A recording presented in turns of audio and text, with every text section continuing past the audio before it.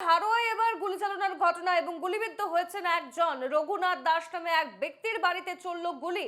গুলিবিদ্ধ রঘুনাথ দাসের মেয়ে শম্পা দাস, তার পিঠে ও কোমরে গুলি লেগেছে।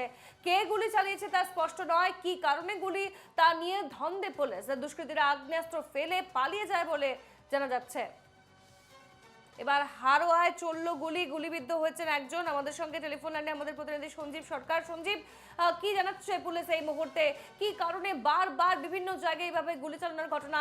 কোথা থেকে এই আগ্নেয়াস্ত্রগুলি পাচ্ছে দুষ্কৃতীরা? কে বা কারা এই ঘটনার সঙ্গে জড়িত? দেখো, পুলিশ সূত্রে যেটা জানা আছে, হারোয়ার মোহনপুর গ্রাম পঞ্চায়েতের মোহনপুর গ্রামে কিন্তু পারিবারিক অশান্তির জেরে কিন্তু এই গুলি চলে এমনটাই কিন্তু সূত্র মারফত খবর পাওয়া যাচ্ছে। অর্থাৎ ওই গ্রামের বাসিন্দা আছে রঘুনাথ দাস।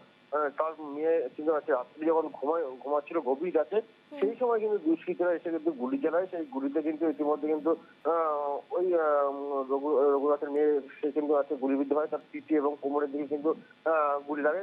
আক্রান্ত যেটা নাম পাওয়া আছে বছর 28 শম্পা দাস, সে কিন্তু গুলিবিদ্ধ হয় এবং তাকে কিন্তু উদ্ধার করে কিন্তু ইতিমধ্যে কলকাতায় কিন্তু একটি সরকারি হাসপাতালে তাকে কিন্তু ভর্তি করা হয়েছে। ইতিমধ্যে কিন্তু যে দুষ্কৃতীরা এসে যে পিস্তল দিয়ে গুলি চালিয়েছিল, একটি পিস্তল তারা কিন্তু ফেলে রেখে পালিয়ে যায় চিৎকার চেঁচামেচি দেয়। এরপর কিন্তু ঘটনাস্থলে পুলিশ যায়। পুলিশ গিয়ে বেশ, ওই পিস্তলটা উদ্ধার করে এবং পারিবারিক অশান্তির জেরেই এই গুলি বলে প্রাথমিকভাবে পুলিশ সূত্রে ধন্যবাদ জানা যাচ্ছে। আপাতত তোমাকে সঞ্জীব।